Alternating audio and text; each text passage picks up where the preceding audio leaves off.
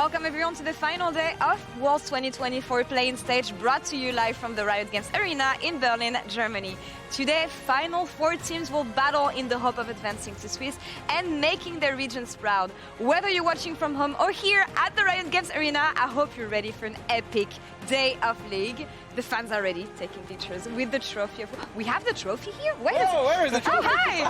And we have fans. Yeah, we have friends here as well. Hello, everyone. Hi, here I'm Lauren. I will be joined by Raz, GB, and Dagda. Full house here. Yeah, it's nice. Raz is looking pretty chill there. I suppose you got like easy breezy today. Is that the plan? Yeah. Like, after yesterday, like no teeth chattering. I wasn't pressured at all. Definitely alive. We're matching. We are matching. And speaking of yesterday, sorry, I have to shout out a guy. I got back home yesterday. Yeah. Went in a league game, as you do when you get back home from a League of Legends Wait, broadcast. you do? Yeah, I mean, that's what I do at least. I went into the lobby. First thing he said, "Are you the real one?" I went, "Yeah, man." He went, "No, you're not." And then you proceeded to run, right? He then said, "Do it. Were you on show today?" "Yeah." And I'm on show today as well. So if you're that guy out there playing with, it was me. GG, thanks for playing. And I'm sorry you had to play with him anyway. Let's focus on the professional teams we have here as well, because guys, this is the final days of playing an epic playing stage, if I may say. This has been so much fun. Of course, yesterday we have to wave goodbye to 2 more teams, and we have 4 left, Raz. 4 left, 2 spots. Yeah, just being able to come through the play-in stage. First, like, honestly, when I was doing some research, I was pretty pessimistic. I didn't think it was going to be action-packed. I thought there were clear divisions. I was wrong. The exciting game still happened. I wasn't happy with some of the results. Yeah, your boy stepped up to make it interesting. Yeah, but I think for me specifically, it's just the fact that our expectations were so subverted on day 1, and I love that it was already that first day, because it meant you have to pay attention, not just to the major regions that you think is going to come in here and just smash play-ins team, no, to paIN Gaming, to R7, these teams that already let you know that they have put their name on the map, and their story's not even done, it's still being written. Yeah, and we also just got to see the quintessential CB LOL moment for paIN Gaming that make the games interesting, and the reactions, as you can see from me right behind me. Titan popped off just like he did in the CB LOL finals in any other regular season game, to be honest. So it's nice being able to see that translate on stage here. Coming in with a bang, honestly, on day 1, especially against PSG like that. Yeah, and I think that's the big thing for me, is seeing all that hard work pay off for so many of these different teams. Like, they've continuously made it to international events, but you're starting to see these regions now rise up and be able to take on the major regions that we see in the world. And you see players who've been playing for a decade now, still playing on the top level. I have my eyes on Maple here, because he has been the man of the hour for PSG here. Old man still has hands. Look at this Akali and what he made happen for his team on day 1. Yeah, he gives me hope. He'll play well at some point. But no, throughout his entire career, at some point you would expect the fall off. But no, like, he's still incredibly dedicated to the game, dedicated to his craft. Even if the team at some points in their games throughout this tournament are slumping, or for instance, Junjia not having his best performances, Maple steps up, they rally around him. Having performances like this, as you can see on his Akali, it's just crazy to see at this day and age for him. And that's exactly what I want from a veteran. The fact that when players around him are stumbling and aren't really able to live up to that expectation, it's Maple who's going, no, I can bring out the Akali, you can look towards me, I can be the one to bring us across the finish line. As you said, like, this is a guy that's been playing since 2013. Like, he started the same year as FLICKR, hitting those international events, and he's still here showing up for the PCS. And fighting for his team and for his life, in the hope in making it to the Swiss stage here as well, alongside the first 2 teams we're going to have here. And in that sense, Raz, close your ears, close your eyes. Please, thank you. R7 on day 1 against 100 Thieves. Oh god, I got in ear. Even clearer, actually. Oh my god. That was an insane surprise to me, honestly. That was the a level banger. they had. That genuinely was a banger. I mean, it was complemented by stage nerfs for sure, by 100 Thieves showing up, but also R7, who as a region is probably one of the least hopeful ones, most internationals that they come into. People often discredit the LLA, but they also haven't had the results. But you can see what it means to them on your screen already. Not just the players, the coaching staff, and all the reactions that came about that. 100 Thieves getting mean, but also I love the fact that as much as people like to clown on NA when they do poorly, I love when they rather celebrate when LLA do well, and specifically R7. Hell yes, and even just going online and seeing the reactions from the community members, from the analysts like Lord Dural and everybody, like, just seeing how they're like, wow, not only are they like playing well on game 1, but they're adapting. And that's the thing that's the biggest surprise, is that I think that just from seeing them domestically and then coming onto the stage like this, they have been a team that is continuously adapted and is playing to what kind of been the nomenclature of this tournament, which is like making their fans believe that they can do it. I love the slogan. Every time we use it, it makes me happy. But honestly, I mean, I agree with everything you're saying, because we're familiar with these orgs. Most of these players are no strangers to the world stage, and we know how much it means for them to be here, how much it means for them to make their fans believe, but also make themselves believe that they can keep on pushing themselves after playing for such a long time. And when I think about the matchup we have today, paIN Gaming, R7, there is so much on the line for these teams and these regions individually. Yeah. You open your mouth, I was like, I don't want to step on you. But yes, I mean, the passion that the community has, that the team has, you see it consistently, and it's there. And I really want to see what the fans believe, where the predictions are coming in from. Let's check it out here. MasterCard fan predictions coming in right away.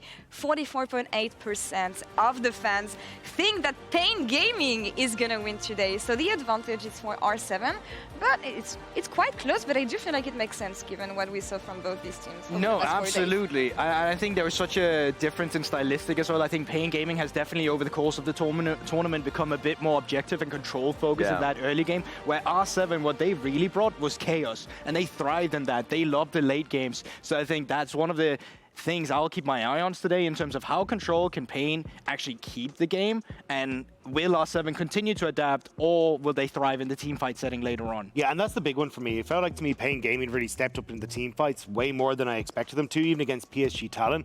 I kind of half expected, PSG Talon will have better objective setup, they will look better in the team fights, but paIN Gaming were able to hit them there, and then coming into their next series as well, they looked absolutely fantastic. So if I'm R7, I think that's where my big question mark is. How do I try and contest them on that? And I look towards things like the Nocturne Oriana and these kind of things. And I love the fact that at least the votes are pretty close, because it does feel like this one can just be the toss-up. Because both of these teams at least have shown to me moments in team fights that they can just usurp your expectations. I mean, paIN Gaming did it in their finals, and they're doing it where they're like, okay, their early game is not that great sometimes, but my God, do they just steamroll you through in team fights. I wanted to talk about LLA just a little bit, because the whole kind of story for LLA as a region and for Rainbow 7 as a team is, can they go get farther than they've ever been before and get past the play-ins into the main stage? And as you can see the LLA history, I've picked out just a few of those, for me, the historic points for them, where Lyonz Gaming in the past, of course, then name changed to Rainbow 7. They've been there. They've gotten close in IWCT and in play-ins. For me, the one that I wanted to zero in on was 2016, where they had the super team. They had Xayah, they had Oddie, they had like Giral, they had a White Lotus. People will remember these names that were able to like really challenge some of the best. So young.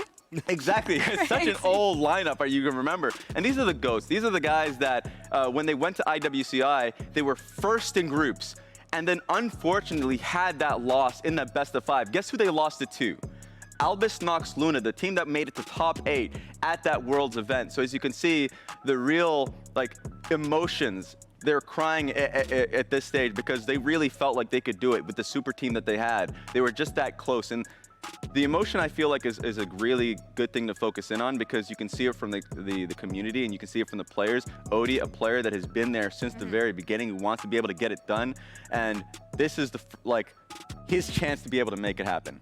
But it's not only like that emotional roller coaster continued after that, right? Because we look at, this was a dominant team. They have 16 championships, but losing last year to Estral, having to kind of revamp the roster. Like you had Bong, Miru, who both came in. They end up stepping aside. They bring in Summit. They test out Lava. It doesn't quite work out. Then they bring in Keine. There's been so many adaptations from this roster throughout that time, and it's great to see them now finding that success both domestically, where they win both splits, and now coming into the international stage. It looks just fantastic for this squad. And it is the final form of this team, as you said, like that years in the making, honestly, facing off against a CBLOL, which against LLA is usually performing quite well. GB 9-1 favoring CBLOL here. Historical record. Yeah, I mean, absolutely. CBLOL has always had their number pretty much, and as you can see, you were talking about it, it's only that Lyonz Super roster that's really been able to take that game off them with the CBLOL, and I think that just comes down to they just have had, you know, maybe some imports in the beginning as well. They've had some really solid play. Beat Brazil for such a long time as well. Has been able to play spoiler. And I think that's really what today comes down to, because no matter what, there'll probably be some history in the making and history still being written. As you already said with LLA, they could make it to the main stage for the first time. But for CB LOL to be that team again, to be that region again rather, that can continue to move on to the main stage, be a spoiler, not just towards minor regions, but towards major region teams as well, and have their history.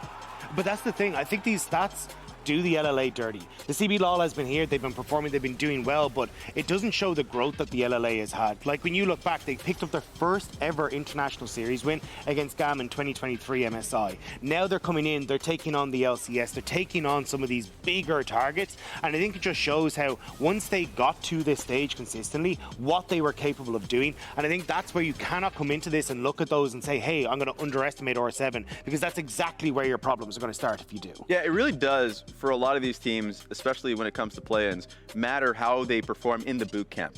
Because it's basically you're cramming it in during the final exam to see if you can kind of learn and be your best self.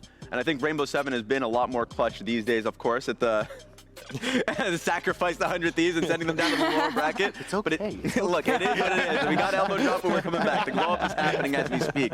But the main point that I wanted to show, we showed a little bit of the kind of the shots of both dyNquedo and Chitan.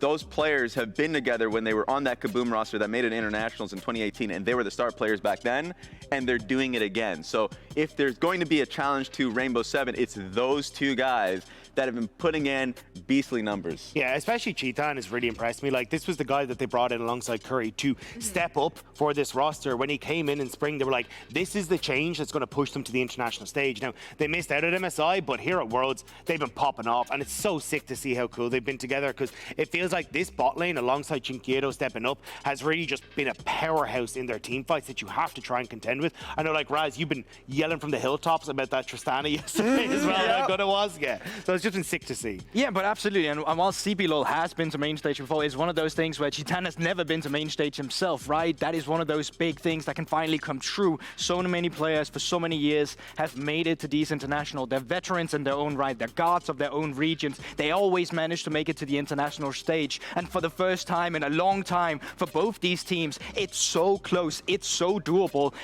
I mean, we take it back to the prediction. It's almost 50-50. It can go either way. One team is going to be the happiest they've ever been in a long time, and one team's going to go back with the emotions running through. It's going to be painful. And to the great pun. I am not intended. Nice. Oh my God. Save it for later. I'm going to give it some respect. On the point about paIN, like, even though we've been pushing about how LLA has never been able to do it, for paIN, it's like 2015 was the last time paIN was able to make it. And that was, people will remember the whole BRTT greater than double if meme. That was like that, what's when it spawned then. That's almost a decade ago. It's insane. It is a decade ago, yeah. And so for that organization, the oldest organization for CB LOL, to be able to be on this stage again and have that chance to make it to the main stage, again, is big for them. So a lot on the line. The community is out there kind of like buzzing for it.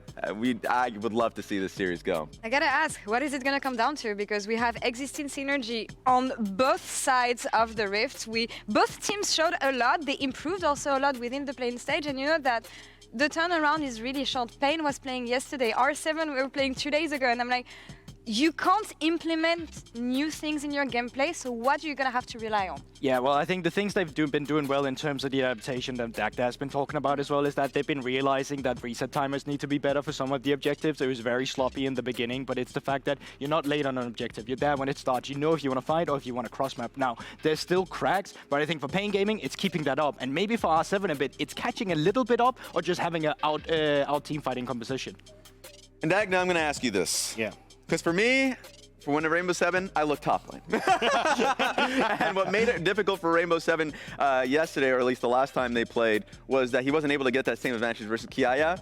If Summit can get his pick, look, that's gonna be Wizer. That's gonna be the Wizer. I think that's gonna be the difference maker for me. Don't be waving, because Summit's gonna get you. That's where I think the difference can be made. I think just kill the other one. It's easy. Simple. We'll leave it on that note. It all comes down to this in this final series, in this final chance for both teams to prove their worth and how hard they've been working in the entire season. Past results today, they do not matter. Wizer, come back. All that matters is that you come ready to make them believe, to write your name in history. It's time for paIN Gaming versus R7. Cara, sempre teve muita rivalidade contra o povo do Latam. E a gente agora não pode ter muita compaixão por eles não, porque eles são nossos inimigos no próximo confronto. Já fazem 8 anos que times brasileiros passaram para a próxima fase num evento internacional. Então eu quero fazer diferente e jogar entre os melhores. Eu sonho por isso. Realmente el enfrentar a paIN es algo que quería hace bastante tiempo. Siento que la rivalidad de Latinoamérica y Brasil existe hace mucho tiempo. El tener la última oportunidad de poder jugar por el main event es como algo muy especial. Y era un match que antes del World yo realmente quería jugar. Desde que empecé a jugar, ya en segunda división, como que sí había podido tener screen contra Titán. Siento que es un jugador contra el que juego hace bastante tiempo. Es un jugador que yo considero bastante bueno y que tengo muchas ganas de enfrentarlo. Les diría que se preparen porque van a ver de lo que está hecho Latam. Eu acho que o Lyonz ele vai ter que ter uma religião para acreditar que vai ganhar de nós. Eu acho que algum milagre vai ter que acontecer. Ele vai ter que ter muito mais vontade, muito mais sonhar muito mais alto que nós do que o povo brasileiro para ganhar de nós. Toda la esperanza de Latinoamérica está sobre nuestros hombros. No podemos perder ahora. Essa é a nossa chance. Vai ser uma história para o Brasil. Quero que acreditem, que deem força para nós. Eu sei que quando a gente está unido, quando a gente tem essa união, o Brasil cresce muito. A nossa força assim, é incompreensível. A gente tem que olhar para frente e fazer história para o Brasil. Tem que fazer o povo acreditar de novo.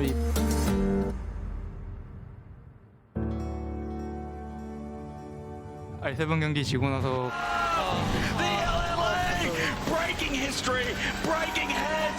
감독님이랑 코치님이 저희한테 와서 쫄지 말고 싸우고 싶으면 싸워라라고 얘기해 주셔서 그 부분에 있어서 자신감을 얻고 경기할 수 있었던 것 같아요.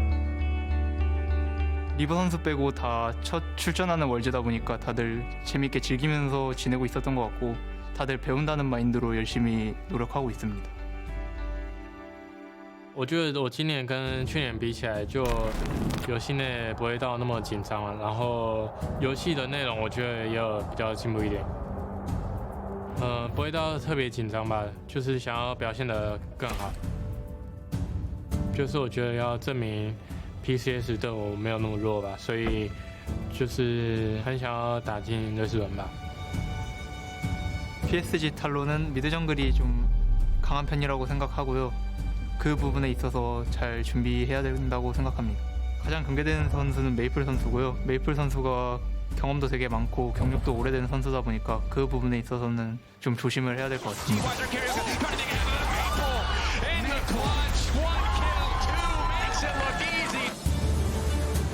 希望我跟 Maple 一起赢下100T 吧。我觉得打到100T 的话，我们只要把自己游戏内容做好，我们胜算还是蛮高的吧。 메이플 선수 정말 잘하는 선수고 경험 많은 선수라는 건 알고 있지만 저도 이번에 스위스 스테이지 꼭 가고 싶기 때문에 이번에는 저가 이기도록 하겠습니다. 我对 Maple 是很有信心的，100T 我们会把你们送回家的。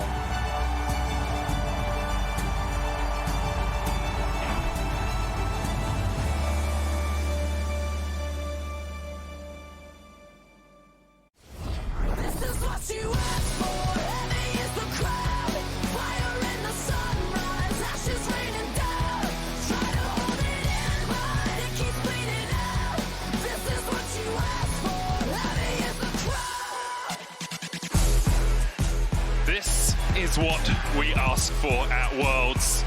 Heartbreak and hysteria for South America on the way today. Brazil versus Latin America. for R7, the chance to be the first team ever from the region to qualify for the world's main stage. For paIN Gaming, the chance to follow in the footsteps of giants. 2016 was the last time we saw a Brazilian representative in the main stage at World, and paIN are looking to make their way there once again. Passion, pride, and a spot in the Swiss stage are all on the line in this best of 3 today. Couldn't be happier to be joined with you here, Medic. Yeah, We're in for a banger. I'm excited to see what these teams are prepared. We saw in the teaser how special this was for so many of the players to have the opportunity to qualify by going up against a long-time rival. When we look at the numbers, when we look at the history, Medic, it is quite favoured for Brazil. Incredibly favoured for Brazil. In fact, you have to go all the way back to 2014 for the last time LATAM took a game off the CBLOL. It is a long time ago. 9-1 is the all-time record. These teams don't often meet at internationals, mostly because often they're in the lower bracket to kick things off. Here, both of them, or both of the regions being able to pick up one series win means that we will have someone from South America, some team from South America making it in to our Swiss stage.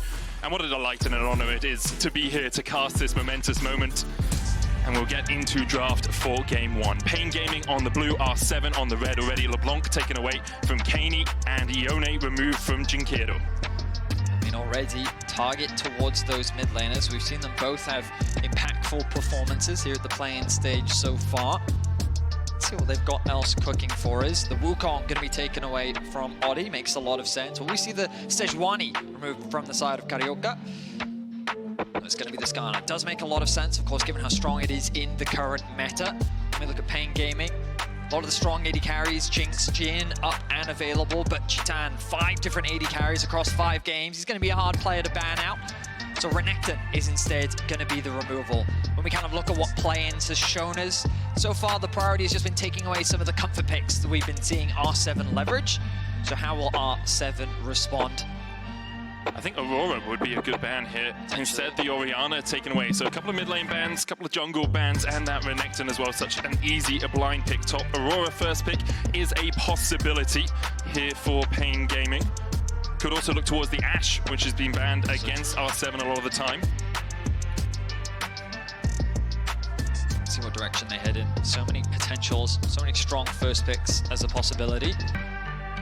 It's going to be the Jax blind, all right, for Wizer. Up towards the top side of the map. Summit, you have to imagine he has an answer to this. So far, all of the champions that he's showcased at the play-in stage with things like the Gnar and the Cassante, with both Renekton and Jax being taken away from him, I don't think would be the best possible matchup, but we'll have to wait and see. Instead, you could just look to lock in your jungle here. Maybe instead prioritize something like the Jarvan we've seen come through. Cassante actually going to be the direction. I typically like the Jax into this matchup. There's always the possibility of it being flexed, but I do think that's unlikely. With the Cassante now locked in, do they want to try and grab jungle? Do they want to grab something like the Ashe for themselves that you already mentioned, Medic? We haven't seen it so far from Xayah so far. It has been banned against paIN Gaming in 80% of their against, I've got this the wrong way around. Rainbow 7 haven't had banned against them at all, so I was looking at what Rainbow 7 were banning, and they banned away the Ashe in 40% of the games. Instead, the Poppy locked in. Cassante likely going towards top, can of course still be flexed to mid, although we don't really see that much anymore. Poppy, jungle, or support. Lucian looks like where Chitan wants to go. We have seen some power from Lucians so far here at Worlds. Question is, will they pair it up alongside the Nami if they do lock that in? Poppy, the flexibility that you have already getting a lot of value playing into both a Lucian and a Jax. You have to imagine that Nami's going to come alongside it, and there it is. We've been seeing this a little bit so far at Worlds. And R7 looking to round things out with what I believe to be the strongest mid laner on the current patch. Syndra going to be the lock-in, and now they can remove some of the potential answers. Akali, you can take that away from dyNquedo. As well, like, so far we haven't seen things like the Echo or the Fizz come through. We did see it many years ago. I believe it was Worlds 2018 when we saw a bit. Yeah, a long time ago. We saw a lot in play-ins a couple of Worlds ago as well in jungle, but then it kind of fell out as soon as we got into the main stage. In the main stage, because you know, Knight used to be an Echo one-trick. So I'm hoping, but we'll have to wait and see. Is the Sejuani now banned away from CarioK? The Nautilus going to be taken away as well. Makes a lot of sense. paIN Gaming can limit a lot of those engaged supports. Rel may very well be on the docket next, alongside the Leona. Both viable options, but when you look at what Lyonz has prioritized, I imagine the Rel is what we're going to see come through. Yeah, Rel makes a lot of sense as a ban here from paIN Gaming alongside the Nautilus, of course. I wonder where Rainbow Seven will go with their bot lane. You can look for something aggressive. We've already seen Xayah play the Draven at Worlds so far, but do you really want to be trying to match head-to-head against a Lucian Nami? There's the option as well to go scaling and just get out of that lane. Lane swap early, get level 3 on your support and your AD carry. Kalista, the second ban, remove some of that engaged potential. The range with the Fate's Call at level 6 for the Kalista, very powerful. It looks like that Xayah doesn't play Jhin, who I was expecting to come through here. I think it was a very safe blind. But remember that this Poppy is a flex. We don't know just yet whether it's going into the jungle or into the support position. The Xayah Poppy is an interesting bot lane for sure. It's a way to get pooped on, man. Into Lucian Nami, you are not going to have a fun time at all. No Jhin games at all for Xayah this year, so obviously something he hasn't been too comfortable on, at least in 2014. paIN Gaming looking towards their mid and their jungle. Ahri picked. And as an Ahri aficionado, I'm sure you can break down this matchup for us when we get into the game. No? I mean, I'm honestly surprised that so many Ahris are kind of getting away with the matchup. I feel like it can be so oppressive from a good Syndra player. But once you get level 6, you have a lot of potential gank setup. So we need to see a strong jungler to pair alongside it. When we look at paIN Gaming's composition, they don't really have a lot of engaged tools, so they've decided we want to round things out with the Maokai. We want to have that large AoE, good objective control, good setup. And as we turn our attention back to R7, it looks like that Poppy is going into the support position. I really think they should consider keeping it in jungle. And then picking something like the Rel. I would prefer the Rel. I think it would give them a lot more team fighting. There's the Rakan. Yeah. Now Lyonz, this man is very familiar with Rakan. When you kind of look at his all-time, he has a lot of experience in the champion. Yeah, it's his third most played. Yeah, and it's something that I think gives him a lot of comfort. And that's ideally what you need coming into this first game. In this best of 3, figuring out the playstyle of your opponent. In terms of early game options, I love the potential setup that R7 have through their mids. I think it's going to be, especially when level 6 comes out, look at all the dashes that they have. Ahri, Lucian, Jax, Poppy, going to be getting a lot of value as we get into the mid-game once those ultimates start to come through. And I think this bot lane is a very easy lane to play through for R7. When you have the Rakan Xayah setup, a lot of skirmishing power that you're likely going to struggle at the very early levels thanks to the added damage that Lucian's going to get from the Nami. But with the scaling side lane threats and potential side lane options, paIN Gaming, perhaps they don't look to try and 5v5 in the late game. Perhaps they instead try to leverage those side lanes.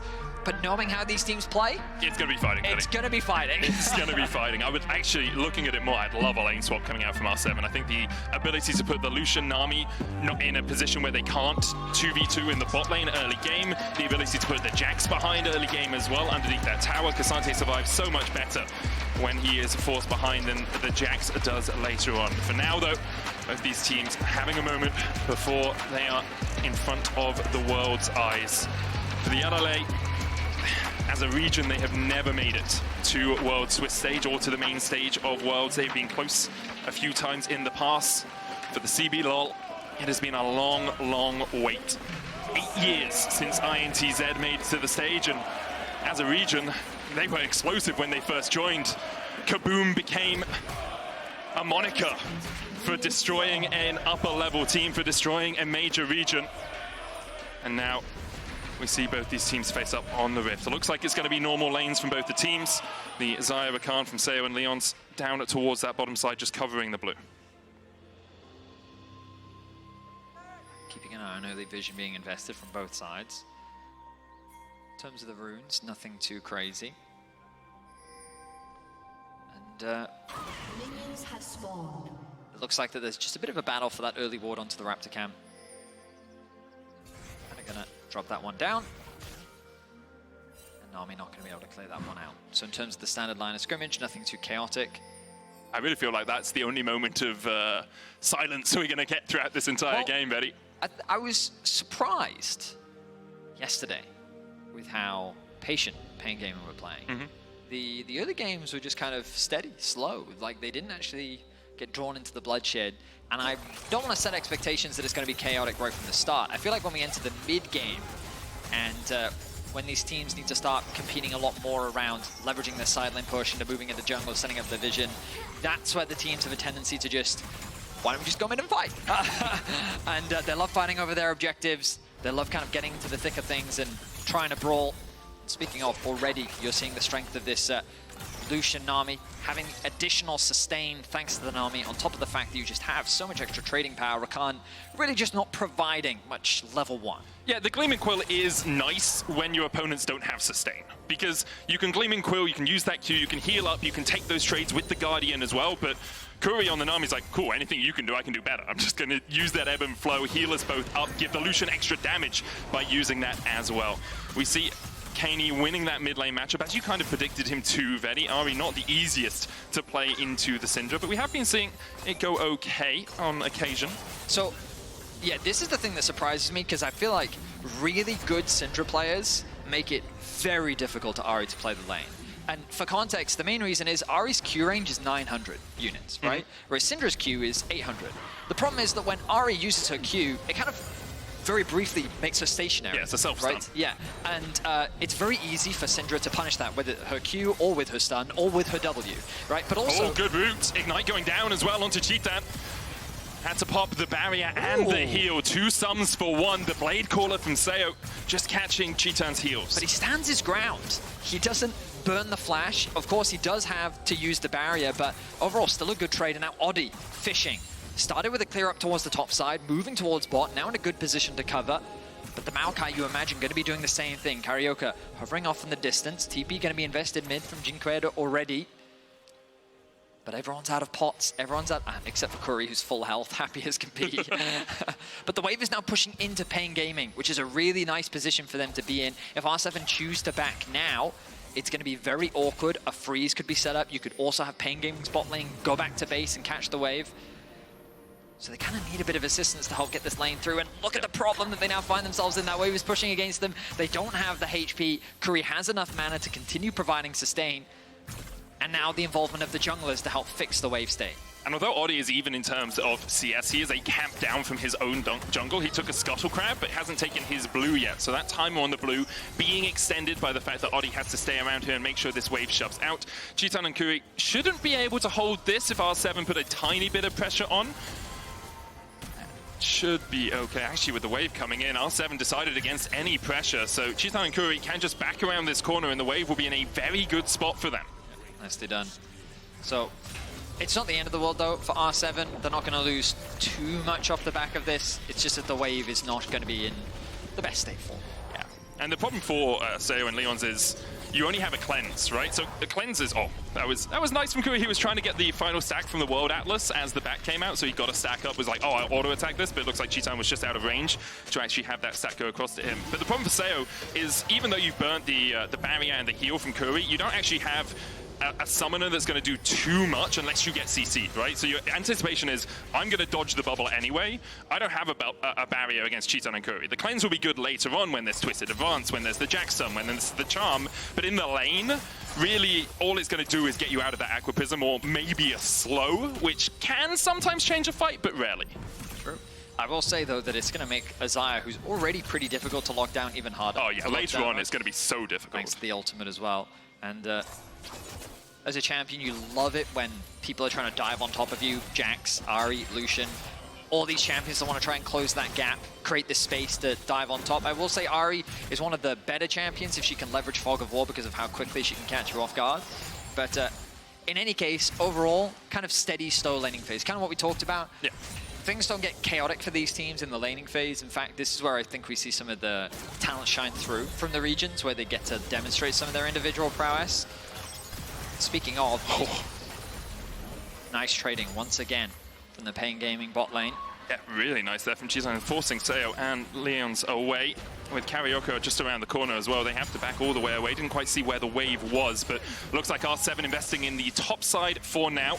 We'll give up this Drake if CarioK decides to get it, and they will go towards the Grubs. And we've mentioned it a couple of times already, but the history between these regions, although fierce, isn't multitudinous. They've only played 10 games against each other on the international stage. CBLOL 9-1 up. The last time LLA won was all the way back in 2019, and that was only a single series. They didn't actually, a single game. That wasn't even a series that PEX managed to pick up back then. CBLOL have been to the world's main stage 3 times, but not since play-ins were introduced. They qualified through the International Wildcard Qualifier or the International Wildcard Tournament, but they've never actually been able to make it to the main stage since 2016. And that was Kaboom, paIN, and INTZ, right? Yep.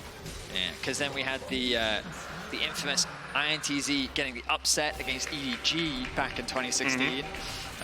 Then, of course, I think we had Kaboom upsetting EU as Alliance, well. yeah. Alliance, yeah. Tin owns his Ahri still. I have nightmares. As CarioK is looking for a gank here, Vetti, in the bot lane. Cheetan level 6 as well has that culling the cleanse away from the Aqua Prism, but he's not back with a Bramble Smash. And there's first blood to PNG. CarioK looking to make it too. The flash away by Lyonz into a sapling. That won't take for enough through the Gleaming Quill. Keine on his way across. They can look to collapse, but Cheetan has both sums. CarioK is still only level 5. Kuri has the flash. CarioK has his as well. Keine, can you find him? Cheetan dashing forward. The unleashed power is not enough, but Oddie comes in for the kill. The knock-up on CarioK, now no flash for him, and that tree might be going timber. Oddie puts down the steadfast presence, and CarioK, even with the Bramble Smash, will not survive. Keine finds 2. A double kill for Keine and a nice roam from the Syndra. Something you don't often see in the early game. Will result in this bot lane wave, though, still being awkward. The timing from PNG was flawless. With a nice stacked wave, they set up for the dive, and before the level 6 can come through, they're able to execute and find themselves first blood. But they back in the brush in the lane, allowing for Kaine's roam to find value. We look back at this dive, only level 4 for Xayah. And with Cheetan being level 6, the culling doing so much work, so much farm lost there for Xayah underneath the tower. But then they go back in this brush. They don't respect the fact that Kaine's on the roam, even though the Ahri has gotten the push in mids. They think that they can actually out-damage Keine, but I don't know if you know this, Syndra level 6 really hurts. It's GG, okay? GG game of... They're able to find themselves 2 kills. Now, the good news for Xayah is he did end up going mid and he caught a bit of farm, but you could see the discrepancy already being built. The good news for R7 is that their solo laners, things are going very well. Not quite sure what's been happening in the top lane, but Summit has steadily been building a nice advantage. He's got about a 2-wave lead. Meanwhile, in the mid lane, thanks to those 2 kills, Keine is now looking to be very powerful with the Luden's Companion already completed. I do like the move from Xayah off the respawn, going to mid, catching that wave though, knew that he couldn't really impact the bot side, and then Keine stays bot, pushes out an extra wave. Xayah can back, or at least move across through the jungle here to get back to his normal lane. Got that solo XP as well, so he's back up to level 6, which gives him the Featherstorm. Obviously adds that extra defensive tool for the Xayah. But when we were talking about all those freezes coming out from Cheetan and Kuri, that's what comes out of it. That's what grows from those early freezes. Lack of experience for the enemy AD carrier, 2-level advantage early on, and the dive coming off, but not actually paying dividends in the end for R7. Only 100 gold between the 2 teams. First Drake secured by PNG. Next set of grubs, though, with Rainbow 7 already having 3 of them, is up in 1 minute's time, Vetti. Question is, will we see a swap come through from either side to control them? Oh, stun. Nice bit of damage. The Luden's Companion going to make this matchup so much harder. Keine doesn't have flash, and we can see Wizer was already moving from the top side. dyNquedo going in with the charm. Lyonz here to try and block, and they will survive. TP as well by Summit to join the party. They're going for CarioK first. Force of Will with the stun. Pulled back with the all-out. Wizer there trying to get a stun off, but can't quite land it. Oddie caught in the bubble, but already 1 kill over to R7. Wizer locked up again, and R7 will pounce once again. They're punishing paIN Gaming. R7 responding to the plays from paIN Gaming incredibly well. Nice bubble there. Kuri flashes over the quickness, the charm. Keine on a rampage now, 4-0 on this Syndra. Just a nice bait and switch, Xayah. Has the Featherstorm, has to use it to get away. In the end, exchange of ultimates between the AD carries. Yeah, so Cheetan is now going to be up against... He's got a big hill to climb. Yeah. Because while he's finding his own... Oh, he's overstayed. He has the flash and barrier, flashes away, but still gets knocked up. Keeper's verdict. Cheetan's guilty of overstaying. Lyonz gets his first of the game. Wow. So R7, they shut down the strong point for paIN Gaming. A single overstep from Cheetan costs him a lot. The kill does go over to Lyonz, but you know what? That's still damage done. A 1.2k lead overall for R7 now. As we turn our attention to mid lane, they're trying to punish the flash with Syndra. This makes sense. But look at the return damage coming out from Keine. Even though the root comes down, the ultimate immediately forces dyNquedo out of the fight. And then the follow-up stun from Keine onto the Maokai, who doesn't have flash as well. The fact that Keine was able to pick up kill after kill is going to do wonders for this R7 squad as PNG thinking that they can still go for something. The bubble will connect here as everyone starts to disengage. I don't think Kuri really wanted much off the back of this, but dyNquedo looking for a bit of a trade, gets stunned up. Lyonz then gets to level 6, has the ultimate available, and then the follow-up through means that another kill goes over to the Syndra. 4-0-0 now. Merc tread secured. I like the choice of boots when you're going up against the Maokai, the Nami, and the Ahri as well. Also, you're so accelerated, do you really need to go Sork boots, right? Do you need that little bit of extra greed when you already have a Luden's companion complete and only a lost chapter and a little book for dyNquedo? paIN Gaming were able to pick up 3 grubs as R7 were resetting after those mid-lane plays. We can see them starting up the Drake again. dyNquedo is pushing out bot. It looks like Xayah is going to be the one to answer that. Can R7 get control over the river? At the moment, it's CarioK with the first move in here. Keine cleared out the mid lane and now is coming across to secure this blue. Summit continues to find advantages in the top lane 1v1, leveraging his experience to just become a powerhouse frontliner that's going to be difficult to deal with as the game continues. Now, if you're paIN Gaming, you need to be thinking, okay, right, obviously the Syndra is very strong, but trying to force her onto a side lane would be your best case scenario because she doesn't have the mobility and the safety that a side laner does, as CarioK sets his sights on top lane. Counter-Strike comes out. Summit does have the all-out, has the flash as well. CarioK goes in with the twisted advance, and Summit's now trying to fight a 1v3 all-outs. But even through the Nature's Grasp, the charm connects. dyNquedo on the board for paIN Gaming. You give up the Drake for this, but paIN Gaming decided it was worth. I mean, we just talked about the side lanes, and this is where I think paIN Gaming needs to try and play through, because the beauty of Ahri is that she has great setup.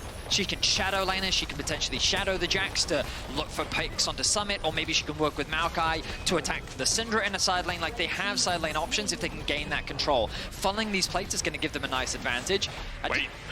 Kaine's coming in here all on his own, so the charm immediately connects. The counter-strike, twisted advance forward.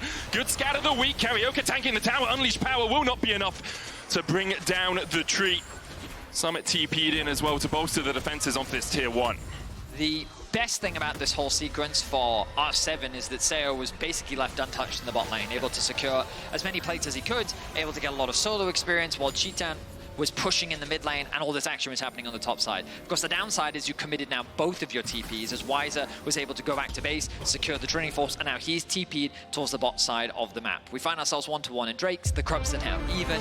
The neutral objectives are pretty much spread evenly across the board, and even though paIN Gaming have kind of been falling short in the mid and the top side of the map, the gold's still not something so significant that they can't turn this game around. Yeah, 1,000 gold, the majority of it sitting on Keine in the mid lane. He's going to try and answer Wizer down towards this bottom side, and he'll be able to do it. Oddie coming across as well just to make sure that Keine was at no risk of being dived. We'll clear out some of this vision as well. The Rift Hold is available for either team, but really you're looking at a pick before it, and CarioK is looking at that pick in the top lane. Remember, Summit does still have the flash, will dash away from dyNquedo. The safety of the path maker there shown by Summit. I think it's wise putting... He's going back in. dyNquedo's going in as well with the Spirit Rush. CarioK coming across. There's a twisted advance into the charm, into the knockback with the Bramble Smasher. Meanwhile, on the bot lane, R7 should be taking this tower. Nature's Grasp coming out. Pathmaker still rooted. The culling not enough quite yet. Chitan gets a lock-in and he gets the kill to boot. A tower for tower exchange, but a kill alongside it for paIN. A nice punish, and you called it, Medic. Summit just oversteps. He walks up for a trade that he shouldn't have tried to go for. Again, though, you see these cross maps coming through from R7 because paIN is kind of overstacking on one side of the map, allowing for R7 to at least exchange turrets elsewhere. But I like the fact that paIN Gaming are committing to this tier 2 in the top lane. They'll spread the gold evenly, but now R7 is looking for a collapse. And Lyonz is going to get slowed by the sapling and by that Bramble Smash. Celestial opposition taken off him, and because of that, CarioK guarding well his mid and his bot lane.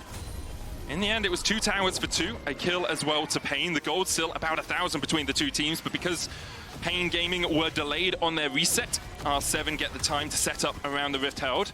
CarioK could look for this. I'm not sure you really want to play into this, though. You don't have your ultimates, and you don't really have a way in Oh, okay. A second I thought he was just going to blast going over. Sapling coming down, CarioK maybe just looking for the smite fight here, and he gets it!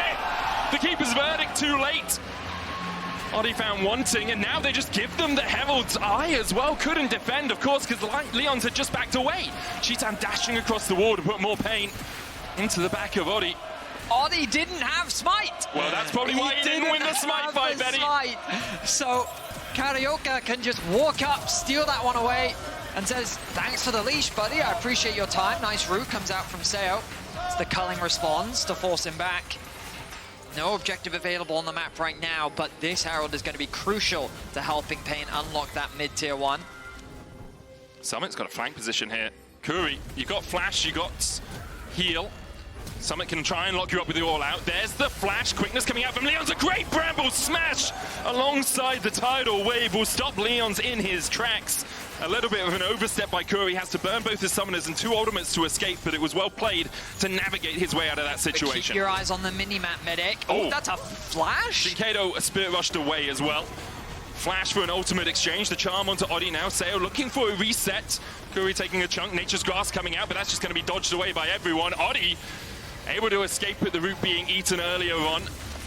And importantly, paIN Gaming secure the Razor Beaks, Betty. That's what the fight was for, obviously. paIN Gaming get them. I mean, this was the chaos we were expecting. Yes, it was. It started because Summit had been able to find a flank onto Kuri, which I think in and of itself, good opportunity to go for a play. But then it ends up resulting in paIN saying, you know what, we can convert this into a play of our own. In fact, their observers are saying, no, it starts even earlier than that. Because remember, the Herald gets yoinked away, no smite available for Oddie. Means that the ultimate from Oddie wasn't used fast enough.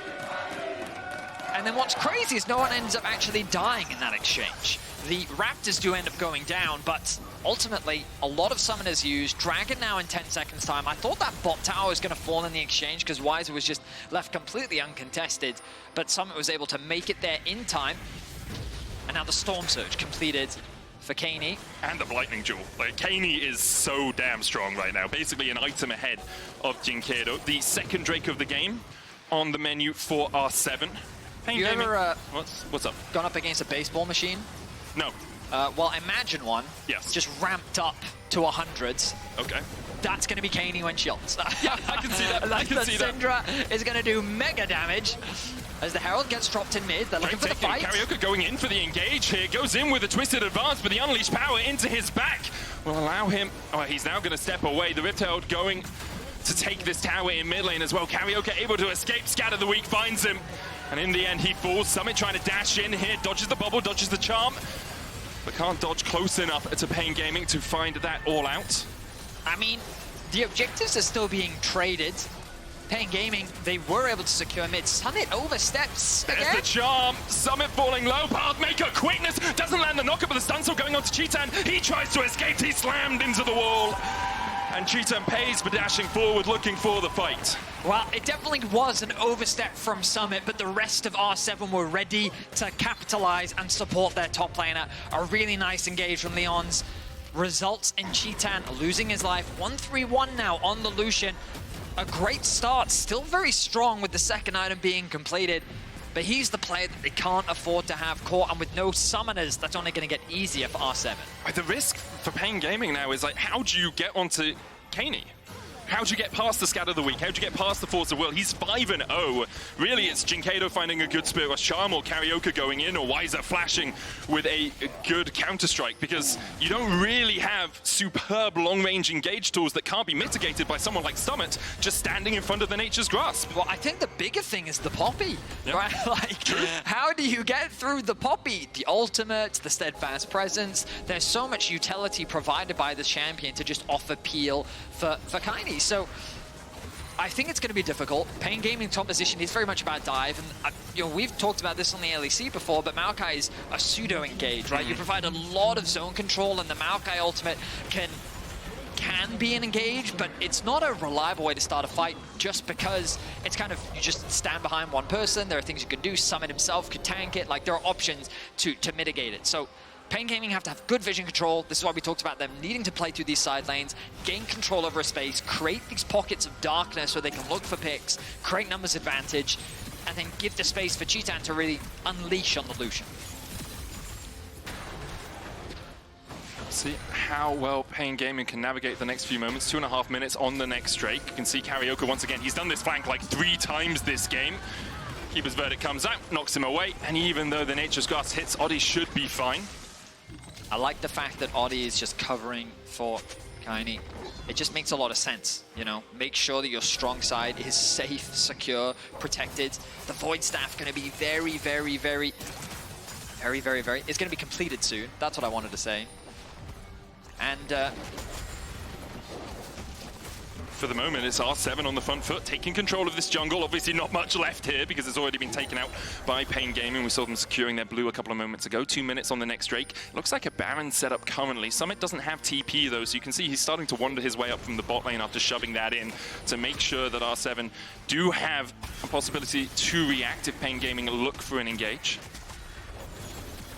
Time being, paIN Gaming are just doing their best to get what gold they can. Knowing that there are no objectives on the map to play for right now, farming is your best bet.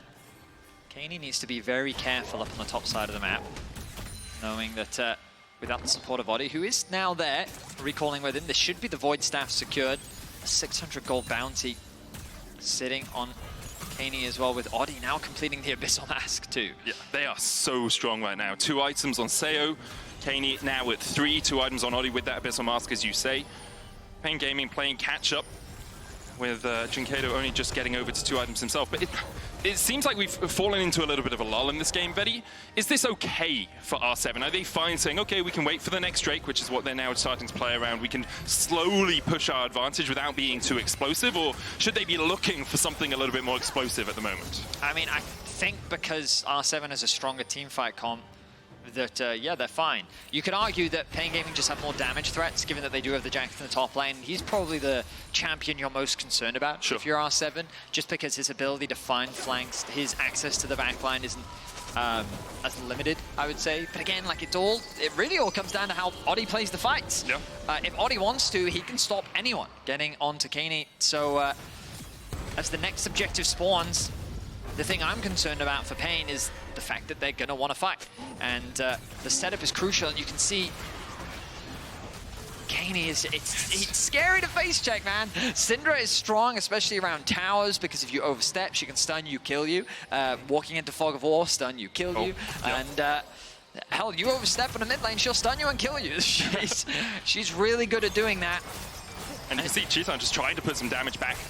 Lyonz looking for that flank position. dyNquedo might go for the charm. Grand entrance. It's a grand exit for Lyonz, but again, it's just the poke, right, from Keine. He's already at 100 splinters, stacking up on that Syndra, has all of that increased damage in his kit, and the Drake has been begun by R7. Lyonz and Summit holding alongside this control ward. Nature's Grasp coming out. Oddie tanks it. Keine gets rooted as well, and the flank position is on here for Wizer. The charm onto Oddie as well. He flashes away and brings CarioK into the middle of his team. Wizer finds one. They're going to engage. Keine flashing forward. The unleashed power is enough, but dyNquedo still on the chase. The charm eaten by Lyonz is beautiful. He saves his mid laner's life, and now Summit has time in the midst of 4 members of paIN Gaming. Xayah begins to open up. CarioK going for that backline again. Keine falling low, but the scatter the weak is sublime. R7, that was on a knife edge. That was a game of inches.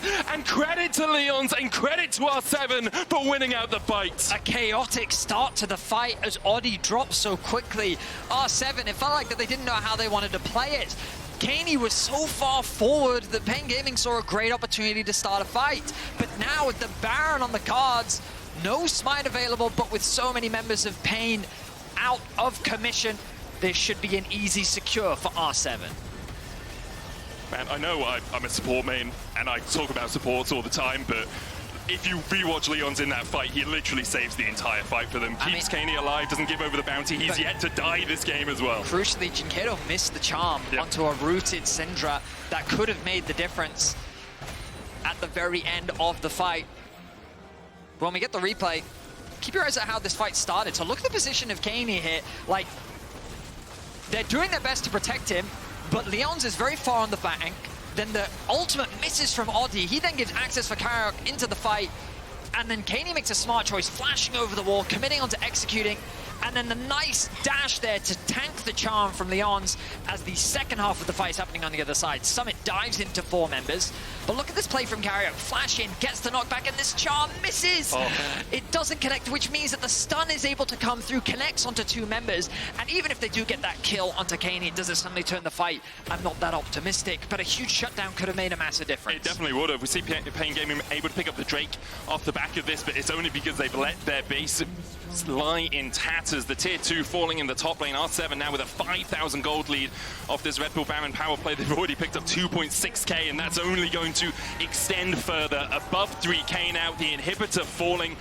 And R7 still have 2 minutes. They're going to take the mid tier 2 as well. They can move over. There's a cannon minion here. Wizer trying to get whatever gold he can get back on the rest of the map. The Pathmaker there to dodge the quickness coming in. And Cheetan overstepping just a little bit. He flashes away. The Cullen goes the wrong way, but he's able to survive for a second before Oddie and co dive in for another. Rainbow 7, 5 alive, pushing in. Wizer has to base. He's going to finish it before they get to his Nexus towers, but will he be able to defend them? A TP coming in, and dyNquedo going down. The Storm Surge rips through him. Rainbow 7 double cannons and an Nexus tower already fallen.